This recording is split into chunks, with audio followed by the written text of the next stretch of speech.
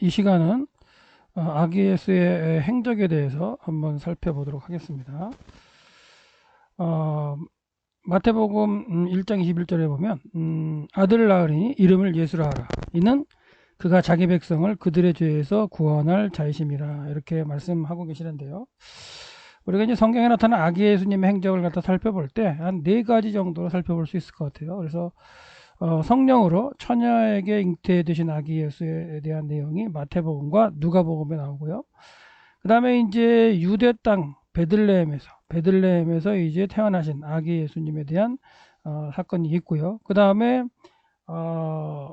결례 받을 날이 돼서 예루살렘 성전에 올라가셨을 때의 사건인 경배 받으시는 아기 예수의 사건이 있고요. 그 다음에 이제 그 애굽으로 피신하시는 이제 아기 예수 사건이 있습니다. 그래서 네 가지를 한번 구분을 해서 한번 살펴보도록 하겠는데, 첫 번째로 이제 성령으로 처녀에게 잉태된 아기 예수에 대해서 살펴보면, 그리스도의 나심은 이러하니라 그의 모친 마리아가 요셉과 청혼하고 동거하기 전에 성령으로 잉태된 것이 나타났다, 이렇게 이야기하고 있죠. 그의 남편은 의로운 사람이다. 그를 드러내지 아니하고 가만히 끊고자 했다. 그래서 가만히 끊고자 했다는 것도 한번 생각해 볼 거고요. 이 일을 생각할 때, 그러니까 이제 뭔가 어떻게 하면 이제 마리아를 갖다가 잘 이렇게 돌려보낼까 하는 그런 생각을 하고 있는 가운데, 주의 사자가 현몽하여 이르되 다윗의 자손 요셉아, 내 아내 마리아 데려오기를 무서워하지 말라. 그에게 잉태전자는 성령으로 된 것이라. 아들을 낳으리니 이름을 예수라 하라. 이게 지금 이 아들을 낳으리니 이름을 예수라 하라는 그 말씀은 지금 요셉이 듣고 있는 거예요. 지금 요셉이 듣고 있어요. 이는 그가 자기 백성을 그들의 죄에서 구원할 자라라고 말씀하셨어요. 이 모든 일이 된 것은 주께서 선지자로 하신 말씀을 이루려 하심이로되, 보라, 처녀가 잉태하여 아들을 낳을 것이요 그의 이름을 임마누엘 하야 하셨으니, 이건 이제 이사야 말씀이죠. 이를 번역한즉 임마누엘은 하나님이 우리와 함께 계시다 함이라. 이렇게 이제 꿈에서 이제 천사를 통해서 소식을 들은 요셉이 잠에서 깨어났죠. 그리고 일어났어요. 그리고 주의 사자의 분부대로 행해서 그의 아내 마리아를 데리고 온 거죠. 그 마리아에게 잉태됐던 그 아기 예수가 자기 씨가 아님을 분명히 아는 상태에서 데리고 오는 과정이 있고요. 그 다음에 아들 예수 그리스도를 낳기까지 동침하지 아니하였더라. 낳아서 이름을 뭐라 그래요? 예수라 했다. 이 예수라는 이름은 누가 이제 그 알려준 거냐면 천사가 알려준 거죠. 그래서 아들을 낳으니 이름을 예수라고 하라. 이 이름을 갖다가 이제 천사가 요셉에게 알려줬고, 요셉이 이제 이름을 예수라고 붙이는 그런 과정이 있었어요. 세례 요한이 태어날 때에도 이름을 갖다가 이제 알려주고 그 이름을 이제 쓰게끔 하는 과정이 있었는데, 여기도 마찬가지로 예수님께서도 천사를 통해서 이름이 알려주셨고 예수라고, 그리고 이제 요셉은 아기 예수 태어나셨을 때 이름을 예수라고 붙이는 그런 과정이 있습니다. 그래서 예수 그리스도께서는 성령으로 잉태되어서 여자의 후손으로 오신 거죠. 여자의 후손으로. 그래서 마태는 예수께서 태어나시기 전에 이제 700여 년 전에 이사야 선지자의 그 예언을 갖다가 기록하고 있어요. 그러니까 마태가 이런 이야기들을 들었겠죠. 요셉이나 여러 사람을 통해서 이제 만약에 전승됐던 거나 아니면 대화를 하면서 들어서 그 과정을 갖다가 이제 인터뷰를 해서 들었을 텐데, 보라, 처녀가 잉태하여 아들을 낳을 것이요 그의 이름을 임마누엘 하리라고 했던 이 이사야 말씀이 그대로 이루어졌다는 걸 지금 마태가 지금 기록하고 있다는 거죠. 그리고 또 이제 이 여자의 후손으로 오신 그 예수 그리스도에 대한 거는요, 모세가 기록을 했죠. 모세가 이제 에덴 동산에서 아담이 범죄한 이후에 하나님께서 창세기 3장 15절에서 여자의 후손을 통해서 구원을 이루기로 작정하셨던 그 말씀의 이 원시복음이라고 그 학자들은 그러는데요. 그 창세기 3장 15절 말씀 그대로 여자의 후손으로 오신 아기 예수 그리스도를 이제 증거하고 있는 거죠. 그러니까 여자의 후손이라는 건 어떻게 의미해요? 남자와 관계하지 않고 처녀가 어떻게 보면 잉태해서 그 아들을 낳은 그런 사건을 정확하게 이제 유대인들에게 보내는 메시지인 마태복음을 통해서 이제 보여주고 있는 거죠. 그래서 이제 여자의 후손으로 오신 이 그 성령 잉태된 그 아기 예수가 계셨는데, 요셉은 그 씨가 자기가 씨이지 아님을 분명히 알 수 있죠. 그리고 요셉의 입장에서는 분명히 이 마리아가 정혼한 상태에서 다른 남자와 관계를 가져서 잉태했구나, 임신했구나, 이렇게 이제 생각했을 거예요. 근데 요셉은 좀 의로운 사람이라는 표현이 있었잖아요. 그래서 가만히 끊고자 했다 그러는데, 이 가만히 끊고자 한다는 건 뭐냐면, 그 당시 풍습대로 한다면 내 정혼한 아내가 애가 지금 들어왔어요. 근데 내 애가 아닙니다라고 이렇게 공포를 하면 그 여인을 돌로 쳐 죽이게 돼 있습니다. 근데 만약에 이제 자기 애가 아닌 걸 안 상태에서 집으로 이제 돌려보내는 거죠. 여자를 이제 결혼한 상태는 아니지만 그걸 갖다가 이제 밝히지 않고 이제 자기가 덮어두면 그리고 파혼을 하면 이제 그 씨를 이제 잉태하겠다. 그 남자랑 같이 살면은 여자는 또 이렇게 살 수가 있었어요. 돌에 맞아 죽지 않고. 그렇기 때문에 그런 생각을 하면서 어떻게 하면 이제 마리아를 살릴까를 그렇게 가만히 끊고자 하는 가운데 고민을 했다는 얘기죠. 그때 이제 주의 사자가 이제 현몽에서 이제 성령을 잉태된 걸 가르쳐 주시고, 그다음에 예수라는 이름도 주셨다는 거. 결과적으로 이런 과정 가운데에 요셉의 아마 이런 고백을 통해서 마태가 이제 그것을 듣고 이제 기록했을 가능성이 큰데요. 마태는 아기 예수께서 여자의 후손으로 오셨음을 분명히 이렇게 증거하고 기록하고 있다는 거. 예. 그래서 아기 예수께서는 이제 여자의 후손으로 오시면서 성령으로 잉태되셨는데요. 이제 요셉에게 이제 얘기하기 전에 마리아에게 가브리엘 천사가 나타나서 이런 얘기를 하죠. 내가 하나님께 은혜를 입었느니라. 보라, 내가 잉태하여 아들을 낳으리니 이름을 예수라 하라. 여기서 이제 아까 이제 후에 예수라는 이름을 요셉에게 얘기해 준 것처럼 먼저 마리아가 이제 수태고지를 받을 때에 남자도 알지 못하는 그 상태에서 네가 아들이 있을 것이다. 그 이름을 예수라 하라. 이렇게 이제 가브리엘 천사가 이제 선언을 했고, 그때 뭐냐면 나는 남자를 알지 못합니다, 이런 얘기를 했지만, 하여튼간 결과적으로 수궁원에서 주의 일이 내게 이루어지옵소서 하고 했던 그 상태에서 이제 성령으로 잉태가 된 거고요.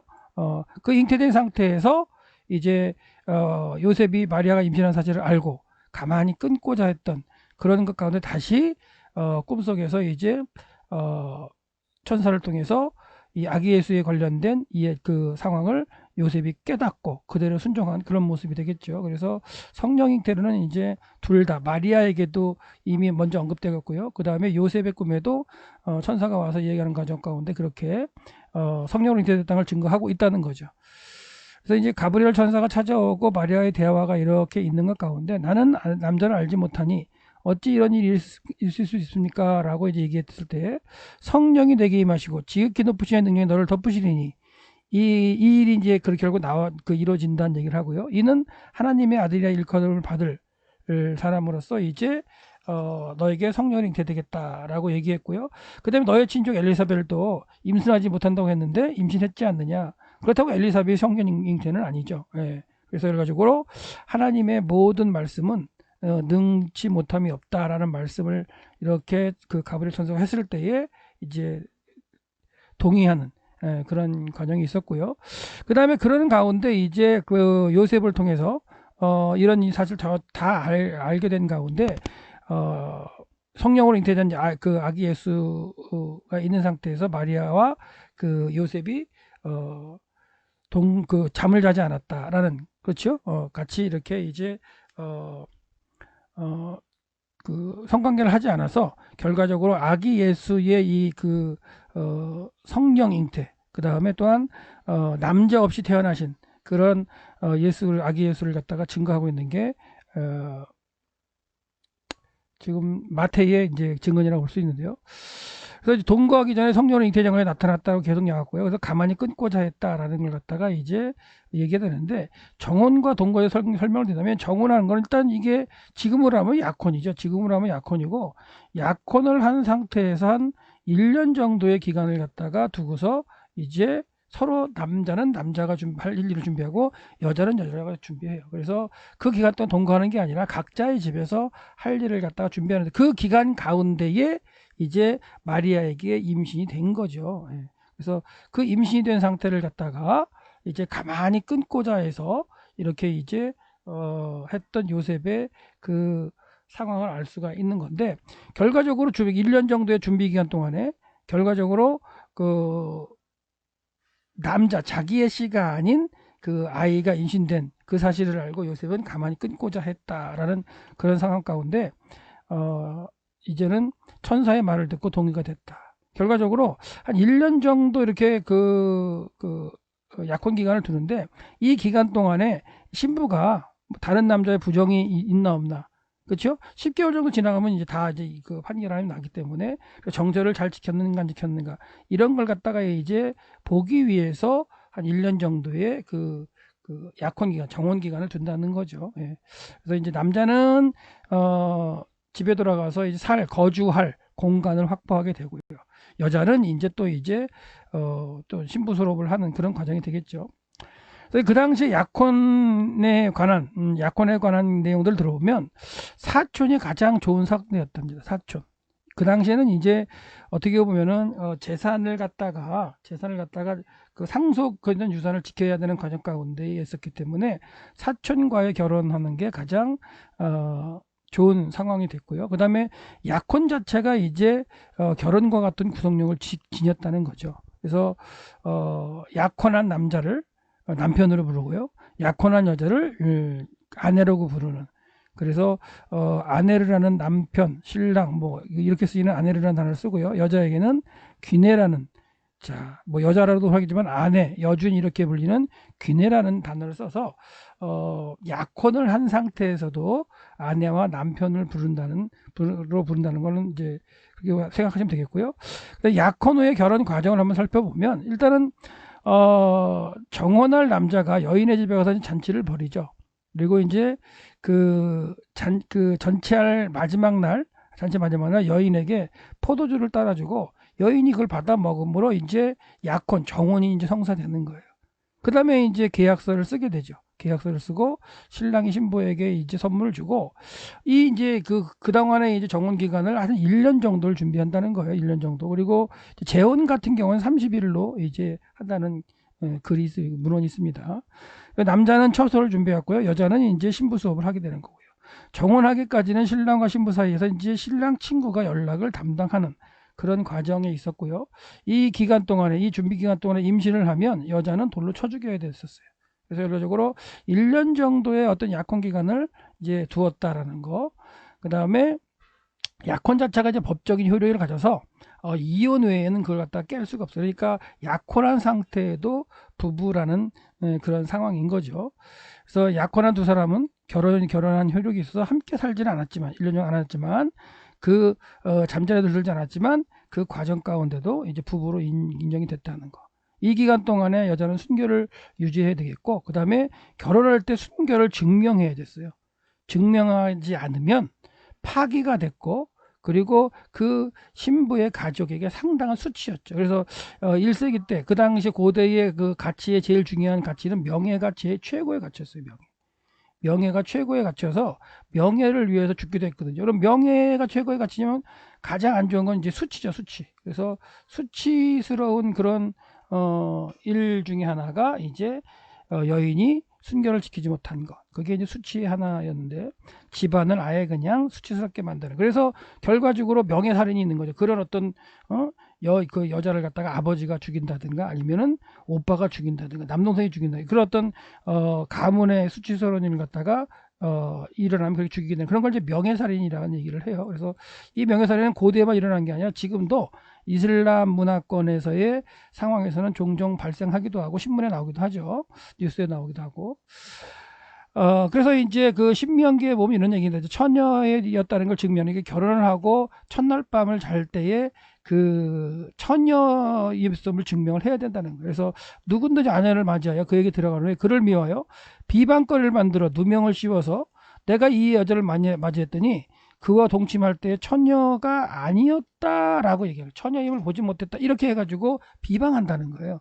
그러니까 어떤 남자가 있는데 그 남자가 이제 결혼을 한 후에 그 아내를 미워해가지고 이렇게 내가 그녀가 원래 처녀가 아니었다 이렇게 얘기를 하면 그 처녀의 부모가 그 처녀의 처녀인 표를 얻어가지고 그 성읍 장로들에게로 가서 이게 무슨 말이냐면 그래서 첫날 밤을 치를 때에 그 아내는 자기가 처녀였다는 그 증명, 그 피가 묻은 그것을 갖다가 간직하고 있어야 되는 거죠. 이런 사태가 벌어질 거기 때문에, 그래서 그걸 가지고 있다가, 그래서 이제 이런 일이 발생했을 때 그 처녀가 이제 부모에게 주면 그 부모가 성읍문 장로들에 가져가서 우리 애는 아주 그냥 그 처녀였습니다. 그러니까 저 남자가 잘못을 저지르고 이렇게 외치는 겁니다라고 이야기해 주는 거죠. 예. 그러니까 순결을 갖다가 지켰던 그 여인의 증표를 가지고 이제 가서 얘기하는 건데요. 처녀의 아버지가 장로들에게 말하기를 내 딸의 이 사람에게 아내를 주었더니 그가 미워하여 비방거리를 만들어 말하기를 내가 내 딸에게서 처녀임을 보지 못했다고 했는데 이거 봐라, 처녀의 표식이다 라고 이제 이것이라고 이제 하면 성읍장로들에서 이렇게 보여주면 성읍장로는 그 사람 그 남자를 이제 잡아서 그 남자를 죽이는 거죠. 그래서 왜 그러냐면 이스라엘 처녀에게 누명을 씌워서 그를 갖다가 부정한 여인으로 만들어서 돌로 쳐 죽이게 하려고 했던 그런 죄가 있기 때문에 남자를 죽였다는 거예요. 그래서 이제 그는 이제 그 남자에게 은 100개의 세계를 벌금을 받아서 여자의 아버지에게 주고 여자는 그 남자가 평생 버릴 수 없는 아내가 되게 하는 거죠. 그 일이 참돼요. 근데 이제 반대로 진짜로 여자에게 이제 그 처녀의 표식이 없어요. 그럴 경우에는 그 처녀를 그의 아버지 문에서 끌어내어서 성읍 사람들이 그를 돌로 쳐 죽여야 돼요. 이는 그가 그의 아버지 집에서 창기 행동을 하여 이스라엘 중에 악을 행하였기 때문이다.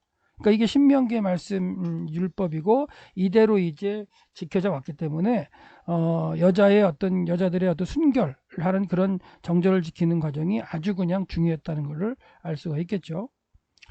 그래서 준비 기간이 이제 1년 정도의 약혼을 하고 1년 정도의 이제 결혼 준비 기간이 필요한 건 뭐냐면 이런 과정에 여자의 순결을 갖다가 이제 체크해야 되는 그런 것도 있고, 그다음에 남자가 집을 갖다가 살아야 할 집을 준비하는 게 아니라 그 이제 공간을 넓히는 원래 있는 그 집에다가 이제 방을 더 넓히는 그런 구조인데요. 여러분들이 그런 거 아시려면 이제 그 당시에 이제 집과 주택을 어떻게 살았는가 그런 과정을 갖다가 이제 강의를 한번 살펴보시면 되는데, 신명기에 이런 말씀도 있어요. 여자가 약혼하고 그를 취하지 못하는 자는 전쟁에도 안 나갔다는 거예요. 그렇기 때문에 이 결혼의 제도에서 상당히 이제 중요하게 생각한 거고, 다른 사람과 약혼한 여자와 동침한 자는 성문에서 돌로 쳐 죽입니다. 그러니까 약혼한 사람을 그러니까 지금 요셉의 입장에서는 지금 이 마리아, 자기와 정혼한 마리아가 지금 이런 상황이죠. 다른 사람이, 그렇죠? 자기가 약혼한 여자와 동침한 거예요. 이렇기 때문에 밝혀서 둘 다 죽여버려야 되는 그런 상관이 있는데, 그렇지 않고 이제 가만히 끊고자 했다는 거. 그래서 이런 경우죠. 그러니까 그 요셉이 생각한 건 약혼하지 않은 여자와 동침한 남자는 그 여자와 결혼을 해가지고 면할 수는 있다는 거예요. 그러니까 조용히 이제 끊어주려고 했던, 그게 가만히 이제 고민했던 그런 이제 요셉의 모습을 볼 수가 있고, 유대인은 약혼 관계를 자체를 이제 결혼 관계로 생각하기 때문에 약혼 자체를 갖다가 파혼하는 것도 이혼밖에는 없었다는 거. 그래서 이제 그 성령 어린이에 대해서는 아기 예수에 대해서 살펴봤고요. 이제 두 번째, 그 아기 예수께서 이제 유대 땅 베들레헴에 태어나시는 사건을 한번 살펴보겠는데요. 재미있는 거는 지금 앞에서 살펴봤던 수태고지, 그렇죠? 그러니까 수태고지라는 건 뭐냐면 그 마리아에게 이제 아이가 있을 거라는 말씀하신 건 갈릴리예요, 갈릴리 지역에 나사렛이라는 곳에서 이제 수태고지를 받은 거죠. 그리고 이제 갈릴리 나사렛에서 이제 결혼을 해서 마리아하고 요셉과 마리아가 이제 살게 되는 그런 과정이고 잉태된 그런 상태인데, 지금 아기 예수가 태어나시는 건 유대 땅 베들레헴이에요. 그러니까 여러분들이 이 지리적인 감각을 좀 아셔야 되고, 지난번에 우리가 이스라엘 땅, 약속의 땅에 대해서 좀 살펴봤는데, 갈릴리는 북쪽 지역이었죠. 12지파 중에 아셀 지파, 납달리 지파, 스불론 지파, 이사갈 지파가 분배받았던 그 지역이 갈릴리 지역이고, 유대 베들레헴은, 유대 땅은 여매 사이의 왼쪽 부분이었죠. 그러니까 완전히 다른 곳이에요. 근데 갈릴리에 살던 마리아하고 요셉에게 잉태됐던 그 아기 예수가 어디서 태어나셔야 돼요? 태어나시는 것은 분명히 미가서 5장 2절에 예언되어 있기 때문에 그 예언된 대로 유대 땅 베들레헴에 태어나셔야 하나님의 말씀이 이루어지는 거죠. 결론적으로 말씀드리면 갈릴리에 살고 있는 마리아하고 요셉이 거기 계속 살았다면 예수님은 거기서 태어나셔야 돼요. 그렇게 된다면 미가 선지자를 통해서 말씀하신 하나님의 말씀이 이루어지지 않는 거죠.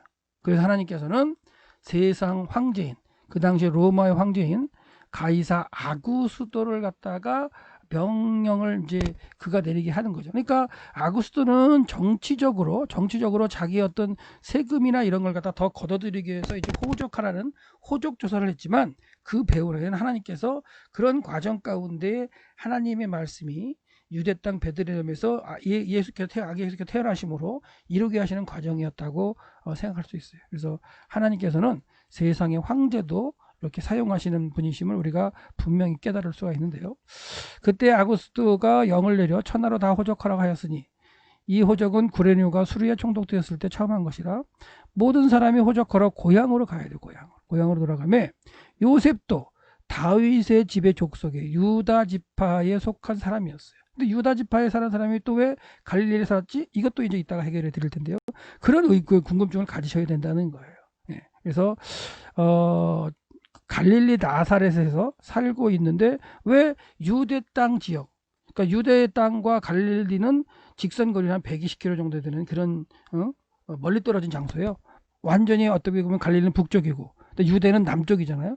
그러니까 유다 사람들이 어떻게 해서 또 그 갈릴리가 살았는가 이것도 이제 생각하면서 보셔야 이런 사건들을 갖다가 좀 이해를 잘 하시는데요.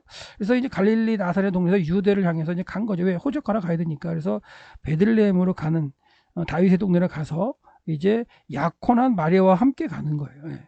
약혼한 마리아와 함께 가는데 아직까지도 이제 약혼했다고 지금 표현을 하고 있잖아요. 약혼했다고. 그러니까 결혼이라는 어떤 표현보다는 약혼이라는 표현으로 약혼한 마리아와 함께 호적하러 가며 마리아가 이미 잉태되었더라. 그런 이제 글을 써 있습니다. 그리고 거기 있을 때 어디에요? 베들레헴이죠. 유대 베들레헴에 있을 때 해산한 날을 차가지고 이제 태어나게 되시는 그런 과정이고요. 첫 아들을 낳아 광보를 싸서 구유에 뉘었으니 이는 사관이 없다라는 그런 얘기가 되겠고 영원히 있을 곳이 없었다. 그래서 이제 결과적으로 이제 뭐 말들이 머무는 아니면 이제 짐승들이 머무는 이제 그곳에서 태어나시게 되는 건데 이 짐승들이 머무는 이것도 우리가 생각하는 외양간, 마구간 그런 개념은 또 아니에요. 그래서 이제 이따도 살짝 한번 또 언급하겠지만은 그 당시의 배경적인 어떤 문화와 이런 풍습을 이해를 하고 나면 우리 시대의 개념으로 생각할 게 아니구나라는 걸 좀 알 수가 있어요. 여기서 구유도요. 구유도 우리는 나무 구유를 만들잖아요. 근데 이스라엘 땅은 나무 구유를 보면 돌 구유를 사용을 해요. 그러니까 이제 하여튼간 풍습과 문화를 갖다 좀 이해를 하고 본문을 볼 수 있는 그런 상황이 되셔야 된다는 거 이해하시고요. 미가서 5장 2절에 분명히 베들레헴 에브라다야 너는 유다 족속 중에 작을지라도 이스라엘을 다스릴 자가 내게서 나올 것이라. 그는 근본 상고의 영원에 있었다라고 하시면서 미가 선지자가 예언한 걸로 본다면 동방박사가 또 와서 경배하는 게 이제 그 어디냐면 베들레헴이잖아요. 베들레헴 와서 하는 거기 때문에 미가 선지자 예언한 대로 예수님은 어디에 태어나셔야 되냐면 베들레헴에 태어나셔야 된다라는 얘기죠. 그래서 그 박사들이 별을 쫓아와서 오다가 예루살렘의 왕궁으로 들어가죠. 그 박사들은 왕이니까 왕국에 태어나겠다 이런 생각을 하셨던 거죠. 그러니까 자 그것도 이제 개인적인 생각으로 들어간 거고 별을 갖다 계속 따라갔다면 왕궁이 아니라 예루살렘이 아니라 베들레헴까지 인도하셨을 거예요. 왜 그러냐면 그 본문을 보더라도 헤롯의 왕궁에 들어갔다 나오니까 다시 또 별이 나타나서 인도했더라 이런 구절이 있잖아요. 그러니까 결과적으로 베들레헴에서 태어나셔야 된다는 그런 하나님의 그 예언의 말씀을 이루기 하긴 과정에서 베들레헴은 아주 작은 고리라거든. 얘기하잖아요. 유대 지파 중에서 가장 작은 고리라고 얘기하는데 사람들은 다 어떻게 보면 동방박사도 그렇고 왕도인 예루살렘에 태어나실 거다 왕이기 때문에 이런 생각을 하셨던 게 좀 동방박사들이 잘못됐고 그 동방박사들의 잘못된 행동 때문에 2살 이하의 아들이 다 죽을 수밖에 없었던 그런 상황이 벌어졌는데 하여튼 유대 땅에 베들레헴에 태어나셔야 된다는 게 예언이었는데요. 마리아가 어디 살았었냐면 나사렛에 살았죠. 그리고 잉태됐다는 소식을 듣고 그다음에 또 그런 과정 가운데 엘리사벳도 친족 엘리사벳도 이제 임신했다는 얘기를 듣고 유대로 와가지고 마리아하고 엘리사벳이 만나는 과정이 있었죠. 예. 그래서 마리아는 친족 엘리사벳을 찾아와서 유대 땅에 3개월 정도 머무르다가 다시 이제 갈릴리에 돌아갔다가 거기에 살았었는데 거기 살다가 이제 아구스토가 뭐예요? 칙령을 내려가지고 호적하라. 그래서 이제 다시 요셉과 함께 베들레헴으로 왔다라는 걸 생각하시면 됩니다.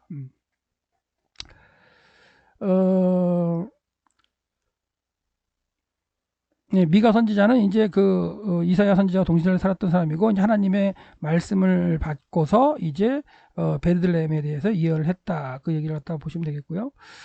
동방 박사들이 이제 궁으로 들어갈까 얘기를 했는데 궁으로 들어간 거는 이제 이들을 잘못한 거죠 사실은. 네. 왕으로 태어나신 그 별이 나왔기 때문에 왕궁에 있을 것이다. 그리고 왕도로 예루살렘 들어가게 되는데 거기서도 막 묻는데 그게 이제 오히려 헤롯의 심기를 갖다가 이제 안 좋게 만들었고 그 다음에 자세히 살펴가지고 이제 두 살의 얘를 다 죽이게 하는 그런 사건이 벌어졌죠. 예. 그래서 이제 동방박사들이 물은 때에도 대제사장들과 서기관들은 분명히 알았죠. 미가서 5장 2절을. 그렇기 때문에 베들레헴에서 이제 태어날 거를 갖다 얘기해 줬고 헤롯은 그랬죠. 왕이 태어나? 그럼 내 죽여야지 해서 가서 경배하고 자세히 알아보고 나한테 알려줘라. 그럼 나도 가서 경배를 하겠다라고 얘기하는 그런 가정 가운데 이제 나중에 하나님의 사자가 이 동방박사들의 다른 길로 돌아가라 이런 말씀 가운데 다른 길로 돌아가고 이제 헤롯 대왕 속은 줄 알고 2살 이하를 다 죽이는 베들레헴에 사는 아이들을 다 죽이는 그런 사건이 있었다는 것도 여러분이 아시죠. 그래서 결과적으로 나사렛에 계속해서 요셉과 마리아가 살았다면 어떻게 되겠느냐. 거기에 태어날 수밖에 없는 거죠. 그래서 하나님께서는 이제 나사렛에서 베들레헴으로 이동하게 하시는데 그 이동하시는 과정과 누가 사용하시냐면 황제를 사용하셨다 그런 얘기. 그래서 이 갈릴리 나사렛부터 이 베들레헴까지 이 직선 거리만 해도 한 130km 정도가 돼요. 근데 직선 거리로는 게 아니죠. 그 당시에는 이 사마리아 지역을 다 지나가지 않았기 때문에 갈릴리 지역에서 쭉 내려와서 벳살 앞에서 요단강을 건너서 요단 동편으로 쭉 베레아 땅으로 오죠. 이 베레아도 100% 유대인이 살았던 지역이거든요. 그래서 이렇게 내려와서 요단강 앞에서 길을 건너서 요단 여리고 앞에서 요단강을 건너서 유대 산지로 와서 예루살렘을 지나서 베들레헴을 가는 이런 과정의 길을 걸었다면 한 5, 6일 이상, 7일, 일주일까지도 걸리는. 그리고 이제 마리아하고 요셉은 이제 배가 부른 마리아랑 같이 이제 움직여야 되기 때문에 더 오래 걸릴 수도 있는 그런 과정인 거죠. 그래서 이런 과정이었는데 그렇다면 즉 유다 지파에 속했던 다윗의 자손이 어떻게 이 갈릴리가 살았냐 이거예요.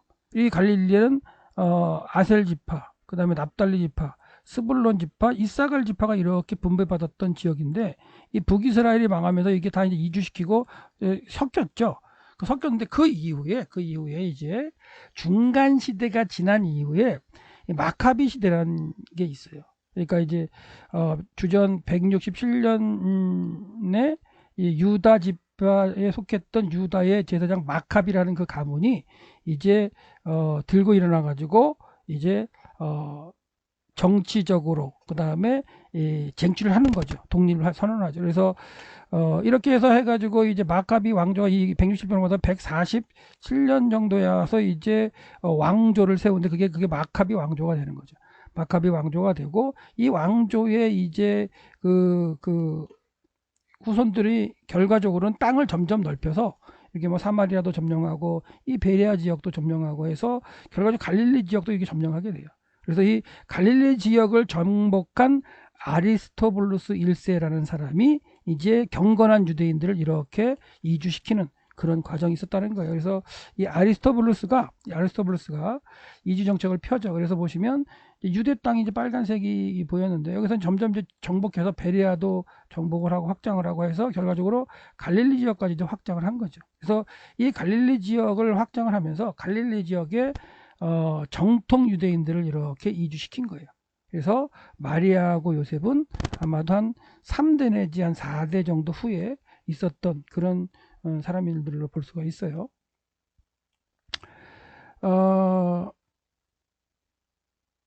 네, 여기서 보시면 이제 167년에 이제 그 헬라에 대해서 대항해서 통치로 이제 벗어나게 한 독립시킨 마카비 왕조가 있었고요. 그 왕조가 이제 147년부터 이제 왕조를 만들어서 이제 진행시키면서 주전 100년에서 103년 동안 통치하는 그 시절에 아리스토블루스가 이제 갈릴리 지역을 갖다가 이제 넓혀서 확장을 한 이후에 그 다음에 그쪽에 이제 그 경건한 유대인들을 갖다 이주시켜서 설계했죠. 예. 그래서 아까도 이제 지도에서 봤지만 이 베레아 지역하고 이 갈릴리는 100% 유대인이 살았답니다. 그리고 이 지역은 헤롯 그 시대 이후에 헤롯의 아들들이 다스릴 때 여기를 헤롯 그 빌립이 다스리죠. 헤롯 빌립이 이제 다스리게 되고 그다음에 요 지역이죠. 갈릴리하고 여기하고 이제 베레아 지역을 갖다 헤롯 빌립이 다스리고 그다음에 여기는 이제 헤롯 안디바스가 다스리죠. 헤롯 안디바스가 다스리고 이쪽을 갖다가 노란색 가울리나니티스하고 뭐 이드로야 이쪽을 이제 헤롯 빌립이 다스리고 이제 이쪽 그 유대하고 사마리아는 원래 이제 헤롯 아켈라오가 다스렸는데 헤롯 아켈라오를 갖다 이제 그 물러나게 하고 그다음에 로마 총독이 직접적으로 다스려서 예수님 당시 때에는 이제 총독이 빌라도가 와서 다스렸던 그런 모습으로 이제 됩니다. 그거는 이제 헤롯 대왕 사후의 이야기고 지금 우리는 다시 이제 헤롯 대왕 시대의 이야기를 갖다가 돌아와야 되는데 결과적으로 아기 예수께서 갈릴리 지역에 살았던 요셉과 마리아에게 잉태된 상태에서 거기서 낳을 수도 있었지만 미가서 5장 2절에 예언된 대로 유대 땅 베들레헴에서 하나님의 말씀이 이루어지게 하기 위해서 하나님 뭐 하셨다고요? 예, 황제까지도 가이사 아구스도 황제도 사용하시는 그 하나님을 볼 수 있어요. 그 황제는 이제 세금을 거둬들이기를 위해서 했겠지만 하나님께서는 그 황제의 뜻에 플러스 알파로 당신의 일을 이루어 가시는 그런 모습으로 볼 수 있습니다. 예. 근데 이제 여기서 우리가 생각해 볼 걸 뭐냐면 마리아하고 요셉은 유다 지파의 사람. 그 요셉이 이제 그 유다 지파의 사람이고 마리아도 마찬가지예요. 유다 지파의 계통의 사람이에요. 사실 요셉은 이제 마태복음에 보면은 마태의 족보로 따라간다면 그 요셉은 유다 지파로 그 맞고요. 그다음에 누가복음의 그 족보로 따라가도 마리아가 이제 유다 지파의 후손임을 알 수가 있어요. 그러니까 둘 다 이제 유다 지파의 후손이면 유대인으로서 이 그 미가서 5장 2절 말씀 메시아가 어디서 태어나셔야 된다는 그 말씀은 아마도 알고 있었지 않을까 생각하는데요. 뭐 모르고 있었다면은 뭐 할 수 없죠. 그리고 근데 이제 알고 있었다 그랬을 때 왜 이주지 않았을까 이런 생각도 하게 되는데 결과적으로는 몰랐다면 몰라도 고생을 하는 거고 그렇죠. 네. 배가 좀 부른 상태에서 이동을 해야 되니까 그리고 알았다면 알면서도 더 머물러서 하나님의 뜻을 갖다가 순종하지 못해서 고생하게 되는 그런 과정이 결과적으로 이제 있는데 이때 이제 보통 이 사람들이 만삭의 몸이라고 얘기를 하는데요. 정확하게 이제 만삭의 몸이라였다는 그런 구절은 나오지 않지만 하여튼간 베들레헴으로 갔을 때 거기에 거할 때에 이제 아기 예수가 이제 태어나시는 그리고 그 이전에 잉태되었고 나사렛에 살았던 건 맞죠. 그래서 결과적으로도 알고서 움직이지 않았다는 것도 문제고요. 예, 그렇죠? 모르고라도 문제가 했다고도 유대인으로서 좀 문제가 있는 거는 맞죠. 그래서 나사렛에서 이제 베들레헴까지는 130km 정도 넘는 거리인데 지도를 한번 보신다면 직선 거리로 가지도 않는다 그랬어요. 그래서 나사렛에서 한 300m, 400m 정도는 내려와서 그렇죠? 쭉 요단강 계곡 뒤로 쭉 내리면 여리고 앞을 지나가야 되는데 여리고가 한 마이너스 한 260m 정도에 있는 도시예요. 거기서 이제 산지 유대광야로 싹 올라가서 예루살렘을 지나서 이제 베들레헴을 가야 되는 이런 거리죠. 이런 거리를 잉태된 상태에서 배가 좀 나온 상태에서 가야 되는 그런 과정. 그래서 나사렛에서 내려와서 그 이스라엘 계곡들을 지나서 그렇죠? 요 그 벳산 이렇게 내려와서 벳산 앞으로 이렇게 건너갔겠죠. 그래서 요단강 동편으로 쭉 내려가서 그렇죠? 여리고 앞쪽에서 이제 이제 내려서 이쪽 베리아 지역으로 쭉 내려왔겠죠. 내려와서 이제 여기서 요단강을 건너서 그렇죠? 여리고에서 아마도 하룻밤 잣수를밖에 없는 상황이 될 거고요. 예루살렘까지 하루길이니까 예루살렘 거쳐서 다시 또 베들레헴까지 가야 되는 이런 과정입니다. 예, 모압 평지에서 본 이제 유대 광야의 모습인데 이 요단강을 건너서 여리고에서 머물러 이 유대 광야를 지나가야 돼요. 이 꼭대기를 올라가야 됩니다. 올라가야 됩니다. 그러니까 마이너스 한 260m 정도에서 한 800m 고지까지 지금 올라가야 되는 상황이죠. 올라가서 다시 또 베들레헴까지 한 10km를 더 내려가야 되는 그런 과정의 모습이고요. 예, 여리고와 이 산지로 올라가는 유대 광야 지역으로 올라가는 이런 모습들 고생길이죠, 고생길. 그리고 신약 시대에 이렇게 이제 로마 시대에 이제 길이 있긴 했어요. 마차들이 다른 길이 있어서 이렇게 산지로 올라가는 길이지만 이 길이 다 광야 길이었기 때문에 쉽지는 않습니다. 예, 로마 시대에 예루살렘으로 가는 도로의 모습을 볼 수가 있고요. 이런 지역을 이제 지나가야 돼요. 와디 켈트라는 이런 어떤 유대 광야 지역을 지나가야 되는 거예요. 쉽지 않은 모습인 거고요. 예. 그래서 오늘은 이제 아기 예수에 대해서 제가 이제 설명을 드리면 두 가지를 설명을 드렸네요. 성령으로 잉태되신 아기 예수님, 그리고 이제 유대 땅 베들레헴에 태어나신 아기 예수 대해서. 그래서 두 번째에서 이제 생각할 때 갈릴리 지역에, 그렇죠? 갈릴리 나사렛에서 거하던 그 요셉과 마리아가 가이사 아구스트 호정령을 통해서 유대 땅 베들레헴으로 이제 여행할 수밖에 없었고, 올 수밖에 없었고, 호적하러 갈 수밖에 없었고, 이런 가운데 미가서 5장 2절에 예언되어 있던 예수 그리스도, 그 메시아의 상고의 태초인 그분이 태어나시는 그 예언이 이루어지게 하신 그 하나님의 놀라우신 그 강권하심, 그렇죠? 황제 아구스토를 사용하신 그런 모습 가운데서 보시더라도 우리가 믿는 하나님, 우리 하나님은 세상도 통치하시고 당신의 구속사를 위해서 많은 부분들을 때가 돼서 활용하시고 깨우치시고 일하게 하시는 분임을 믿습니다. 오늘 하루도 전능하신 하나님의 성도로서 나의 삶 가운데 하나님을 통해서 모든 일이 잘 이루어지고 하나님의 뜻을 잘 감당할 수 있는 한 날이 되시기를 소망합니다.